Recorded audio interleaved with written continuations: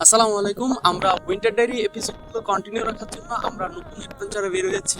আজকে আমি আপনাদেরকে দেখানোর চেষ্টা করব লৌহ থেকে রাঙামাটি যাওয়ার অহজ যুগের সেই কাপ্তাই লেকের সৌন্দর্য, কাপ্তাই লেকের ইতিহাস জানানোর চেষ্টা করবো যতটুকু সম্ভব। करम का करो शुक्र कैसे अदा इस करम का करो शुक्र कैसे अदा जो करम मुझ पे मेरे नबी ने किया मैं सजाता था सरकार की महफिले। আপনি কি জানেন কাপ্তাই লেক কোনো প্রাকৃতিক লেক নয়, এটি কর্ণফুলী নদীতে বাঁধ দেওয়ার ফলেই সৃষ্ট হয়েছে। हर गम से रब ने बरी कर दिया इस करम का करो शुक्र कैसे अदा इस करम का करो शुक्र कैसे अदा।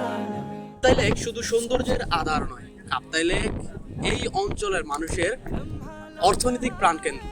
এই অঞ্চলের অধিকাংশ মানুষই জীবিকার জন্য মাছ সংগ্রহ করে এবং সেগুলো বিক্রি করেই তাদের বেশিরভাগ মানুষের জীবিকা নির্বাহ করে থাকে। কাপ্তাই জলবিদ্যুৎ কেন্দ্র থেকে দেশের বড় একটি অংশের বিদ্যুৎ উৎপন্ন হয়। तुझसे तो और मांगू मैं